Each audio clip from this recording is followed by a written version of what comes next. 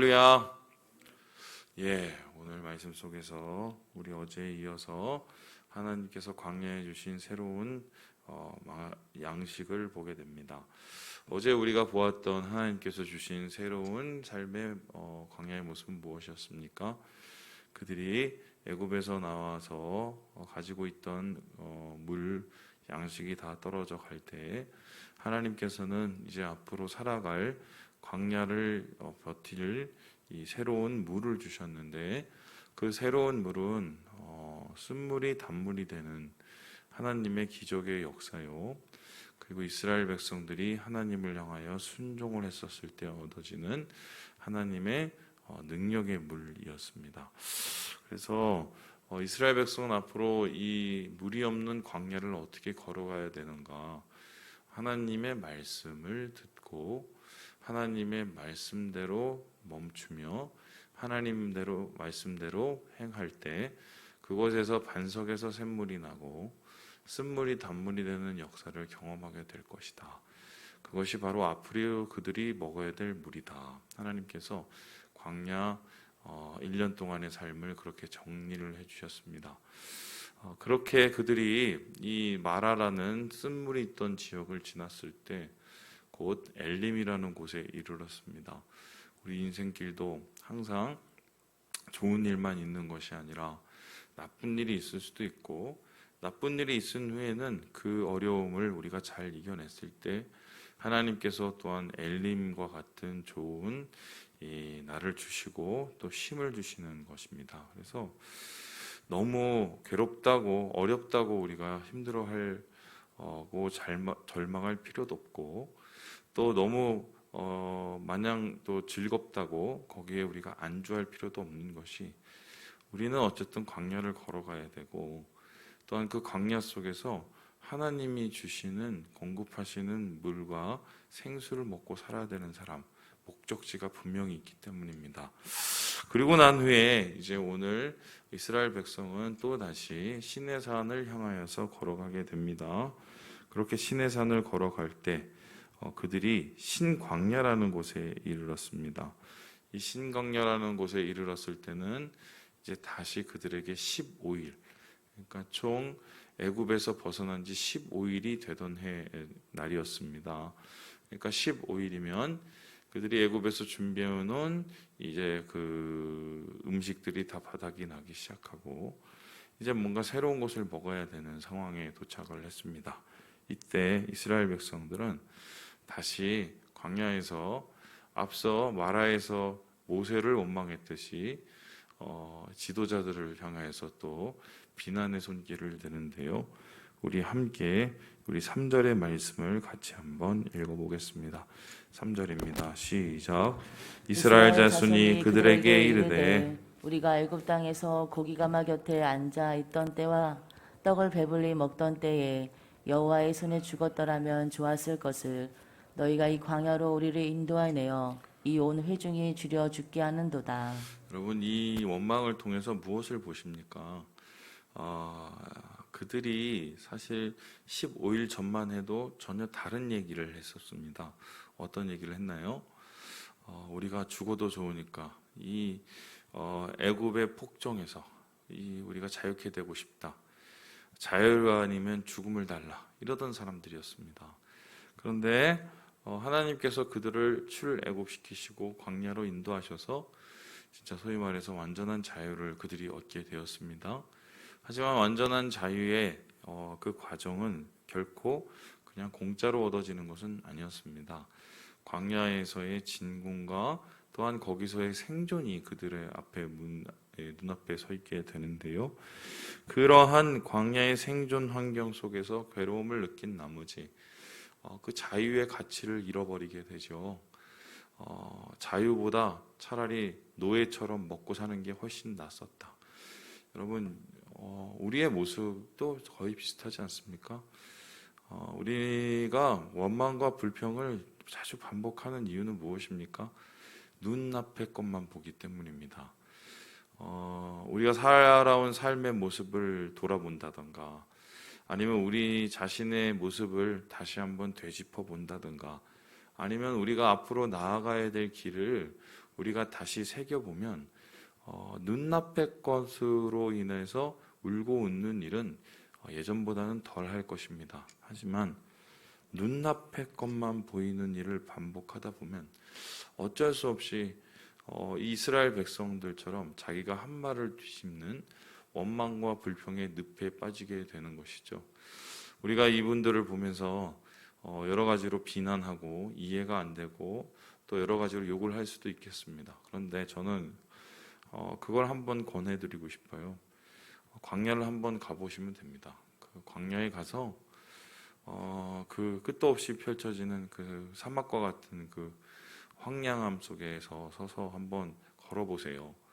단 30분을 걸어도 이스라엘 백성이 느꼈을 그 황량함과 답답함이 얼마나 힘든 것이라는 것을 우리가 경험할 수가 있습니다. 굳이 여러분이 광야를 가시지 않더라도 집에서 소위 말해서 이스라엘 형제 관람이라든가 아니면은 이집트 성지 순례라든가 그런 프로그램을 한번 보세요. 유튜브 치면 엄청 나오거든요.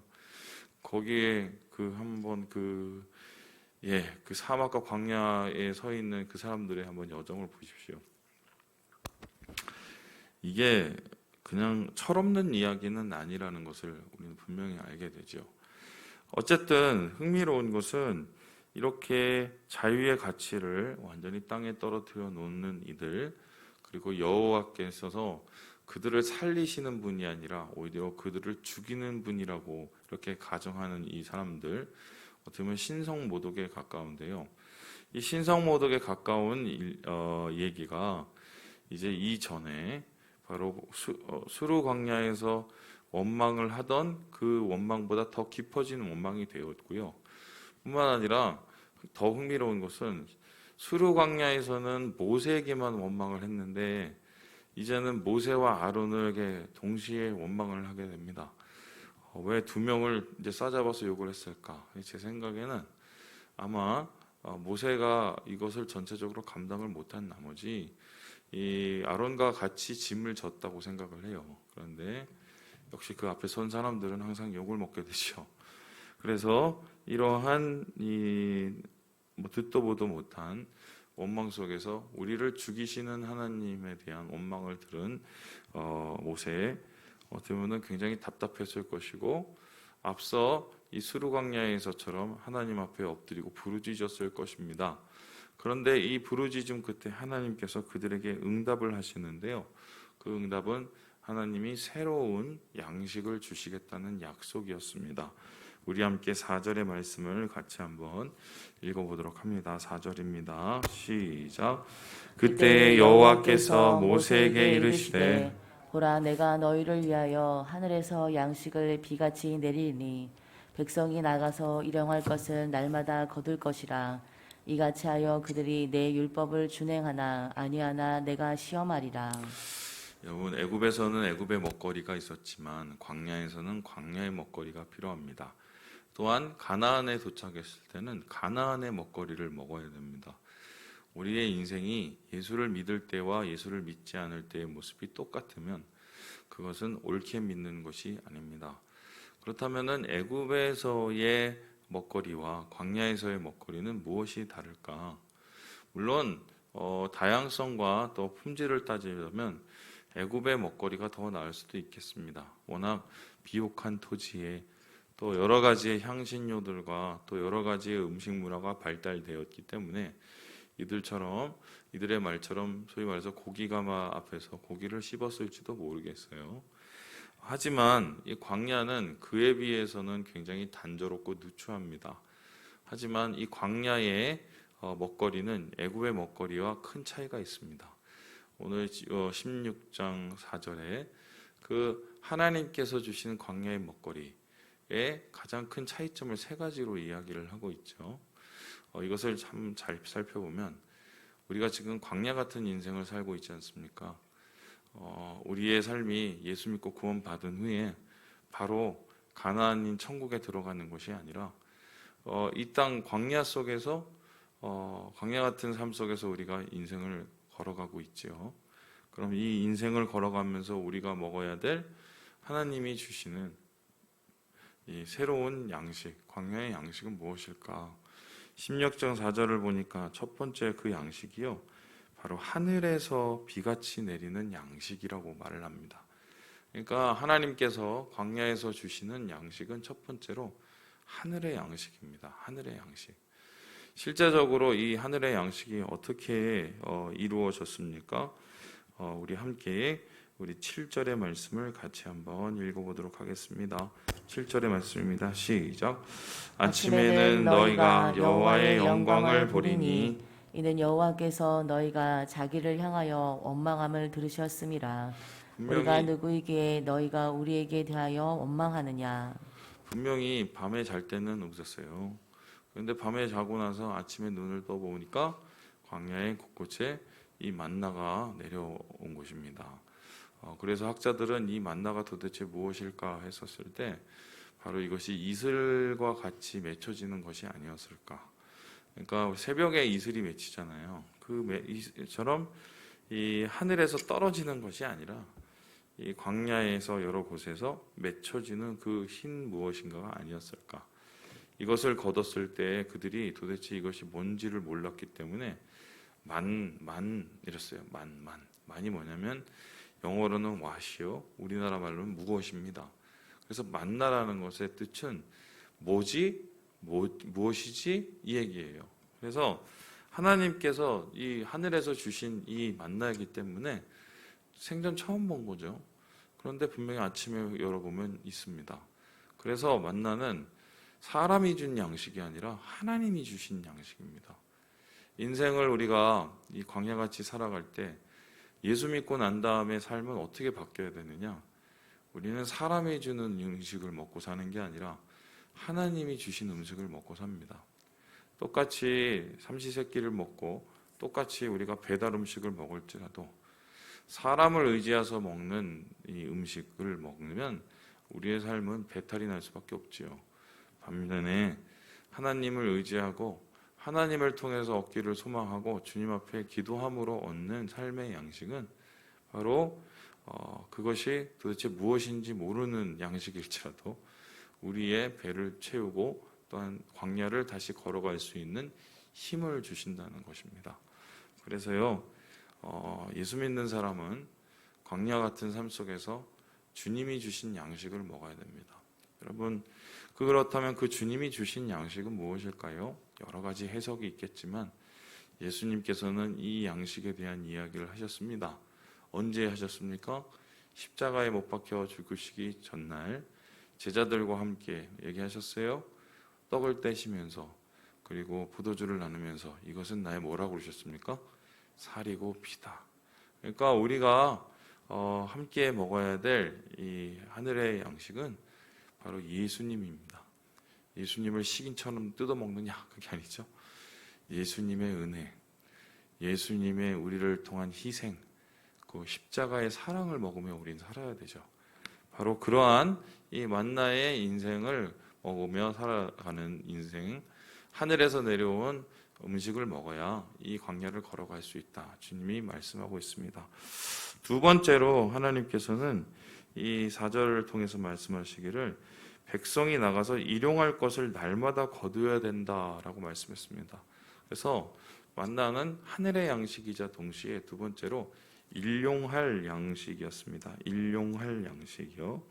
자, 우리 함께 우리 같이 한번 읽어보도록 하겠습니다. 우리 19절의 말씀을 같이 한번 읽어보죠. 16절입니다. 16절입니다. 시작.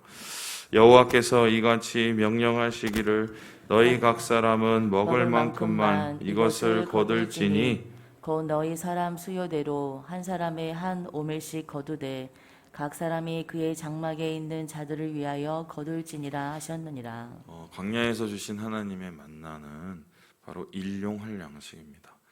일용할 양식은 무엇입니까? 그날 먹을 양식만 거두는 것입니다. 그냥 하나님께서 말씀하신 게 아니라 저녁이 되면은 그것이 어떻게 해요? 다 사그라들고 심지어는 벌레가 생기고 냄새가 날 정도까지 변하게 됩니다. 이렇게 쉽게 변질된다는 건 요즘으로 따지면 뭐예요? 순수 유기농 제품이죠. 여러분 빵을 하나 먹어도 어떤 빵은 놔두면은 한 달이라도 그대로예요. 방부제를 넣었죠. 우리 뭐 이보영 고사님 그 아드님이 하시는 그 빵을 먹으면 거기는 먹고 나서 항상 냉장고 보관을 해야 돼요. 왜냐하면 얼마 지나지 않아서 상해요. 상하는 음식이 빵이 나쁜 빵입니까? 좋은 빵입니까? 좋은 빵이니까 상하는 거예요. 그죠? 하나님의 양식도 마찬가지인데 이거는 순수한 그리고 유기농의 하루를 제대로 버티지 못할 만큼의 신선한 제품이었습니다. 그런데 하나님께서 특별히 이 보관 기간을 하루라고 아예 작정하신 이유가 있었습니다. 그것은 무엇인가요? 내일 일은 남 몰라요. 하루하루 살아요. 네. 불행이나 유행함도 내 뜻대로 못해요. 하나님이 주시는 그날그날의 은혜로 살라는 것입니다. 우리가 자꾸 미래에 대해서 대비를 하고 내일 어떻게 살지, 내일 뭐 먹고 살지, 일주일 후는, 1년 후는, 또 그 후는 이 생각을 하게 되면 끝도 없습니다. 끝도 없어요. 그래서 무슨 뭐 옛날에 그 김삿갓인가요? 그분이 그랬다면서요. 100년도 못 살면서 뭐 1000년의 뭐 고민을 안고 산다나? 뭐 그렇게 인간을 표현했죠. 정확한 표현은 제가 모르겠는데 바로 그렇게 사람이 걱정을 먹으면서 살면은 인생은 뭐를 먹어도 만족이 없어요. 불안하죠. 하지만 예수 믿는 사람은 우리는 하나님을 믿음으로 삽니다. 믿음의 양식을 먹죠.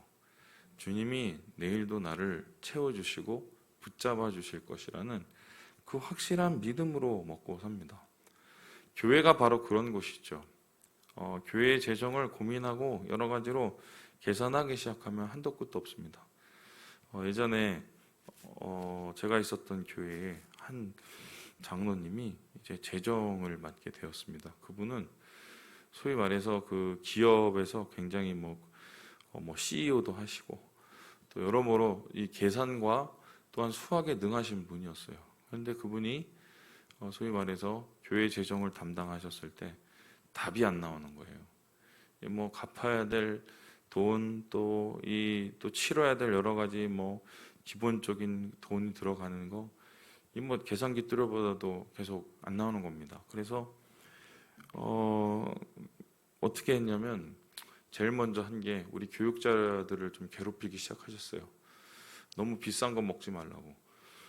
그래서 밥 너무 비싼 거 먹지 말라. 그거 가지고 막 한 몇 주를 괴롭히셨어요.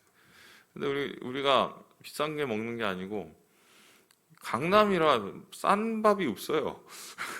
근데 이제 줄일 건 줄이자 뭐 이런 식이었는데 그렇게 뭐 몇 주를 해도 이게 답이 안 나요. 계속 마이너스고 이자 갚으려고 맨날 넘어오고 이제 그래서 뭐 머리를 쥐어뜯으면서 항상 교회 오실 때마다 그분이 인상이 안 좋았어요.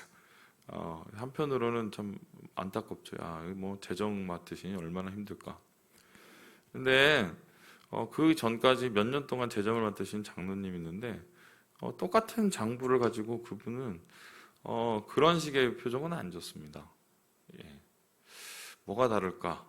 예, 나중에 이제 이런저런 대화 끝에 그 두 분이서 이제 알게 된 합의가 있었는데 교회 재정은 계산으로 하는 게 아니라 믿음으로 해야 된다는 걸 배웠어요.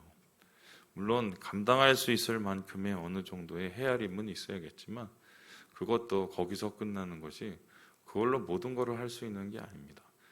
실제적으로 이 재정이 거의 바닥나기 시작을 했는데요. 나중에 어떻게 됐느냐. 교인도 아닌 분들이 거의 억 단위의 헌금을 하셨어요. 무슨 뭐 땅을 팔았나 건물을 팔았는데 뭐 부담이 되니까 교인 등록을 안 하셨겠죠. 그런데 그것을 11조라는 걸 하셔서 11조를 그것을 내고 교회의 빚이 다 까져갖고 플러스 마이너스 싹 제로가 된 거예요. 이분이 그때부터 표정이 달라지는 거예요. 깨달은 거죠. 이 교회는 믿음으로 살아야 되는구나. 믿음으로 재정을 감당해야 되는구나. 이것을 이제 알게 된 거죠. 마찬가지죠. 어떻게 보면 좀 허무맹랑한 얘기일 수도 있지만 하나님이 우리를 그렇게 인도를 자꾸 하세요. 그 이유가 뭡니까? 우리가 뭐 그냥 계산도 없이 헤아림도 없이 막 써야 된다는 소리가 아니고요. 우리가 계산으로 사는 건 아니라는 거예요. 우리의 고민과 헤아림이 아무리 대단해봤자 한 치도 못 자라게 하는 것이, 우리의 키를 한 치도 못 자라게 하는, 우리의 생명을 한 치도 더 못 나가게 하는 것이 우리의 고민이거든요. 그래서 예수 믿는 사람은 당연히 바로 믿음으로 감당하며 살아야 된다. 그러니 기도할 수밖에 없죠. 돈 없으면 기도해야죠. 주판 두들기는 게 아니라, 계산기 두드리는 게 아니라 돈 없을 땐 기도해야 되는 거예요. 진짜 필요한 돈이면 주시지 않겠습니까? 그래서 주님께서는 이스라엘 백성에게 일용할 양식의 은혜를 주시사, 비록 좀 불안할 수는 있으나 하나님을 신뢰하면서 하루하루를 살아가기를 원하셨던 거죠. 그게 바로 광야에서 주신 양식이었던 겁니다. 마지막으로 하나님께서 이스라엘 백성에게 주는 양식은 어떤 양식이었을까요? 우리 함께 20절 읽고 마무리하도록 하겠습니다. 20절입니다. 시작. 그들이 모세에게 순종하지 아니하고 더러는 아침까지 두었더니 벌레가 생기고 냄새가 난지라 모세가 그들에게 노하니라. 하나님께서 주시는 양식은 하늘의 양식이요 일용할 양식이자 마지막으로는 순종의 양식이었습니다. 오늘 하나님께서 이 만나를 주신 과정을 보세요. 계속해서 16장에 반복되는 단어가 있습니다. 원망입니다. 원망. 하나님께서 그 원망 끝에 만나를 주셨습니다. 만나를 원망 끝에 주신 이유는 그들이 배째라고 하는 그것이 무서워서 주신 게 아니에요. 원망의 DNA를 고치시기 위해서 그러신 거다. 그럼 원망의 DNA를 고치시는 하나님의 방법은 무엇이었을까? 순종하니까 산다는 걸 가르쳐 주신 겁니다. 그래서 광야에서의 이 만나는 하나님을 신뢰하면서 하루하루 순종함으로 먹을 것만 거두는 것입니다. 그리고 하나님께서 가라면 가고 멈추라면 멈추고 순종하면 살 수 있다는 것을 주님이 이 만나를 통해서 가르치신 것입니다. 여러분, 순종이 제사보다 낫습니다. 순종을 하고 예배를 드리지 말란 소리가 아니라 예배를 드리는 사람은 마땅히 삶 속에서 순종의 열매를 거두는 게 맞죠. 우리 교회는 좀 이게 되게 필요합니다. 제가 여러분에게 강요를 잘 안 합니다. 제가 여러분에게 강요를 잘 안 하는 이유는 제가 강요를 해도 잘 안 하실 것 같아서 그러고요. 두 번째는 제가 좀 좋은 목사가 되고 싶어서 그럽니다. 강요를 안 하는 좋은 목사가. 그런데 저는 나중에 주님을 만나면 좋은 목사로 남을 수도 있어요. 야, 너 참. 근데 여러분은 나쁜 성도가 될 수도 있어요. 그건 제 책임이 아니에요. 하나님이 말씀하시면 순종해야 되는 것은 그건 예수 믿는 사람의 당연한 그건 삶의 방식이거든요. 따지는 것과 옳고 그른 것을 분별하는 건 다르죠. 옳고 그른 것을 분별하는 것은 이게 하나님이 원하시는지 아니시는지를 우리가 말씀을 통해서 지혜를 찾는 것이고, 따지는 것은 이건 내 마음에 맞는지 틀리는지를 자기가 하나님이 되어서 판단하는 것입니다. 여러분은 따지십니까? 분별하십니까? 예수 믿는 사람은 분별함으로 주님의 뜻을 구하면서 그 뜻에 순종하는 사람들. 이 순종의 열매를 맺었던 이스라엘 백성, 순종을 하면 살았습니다.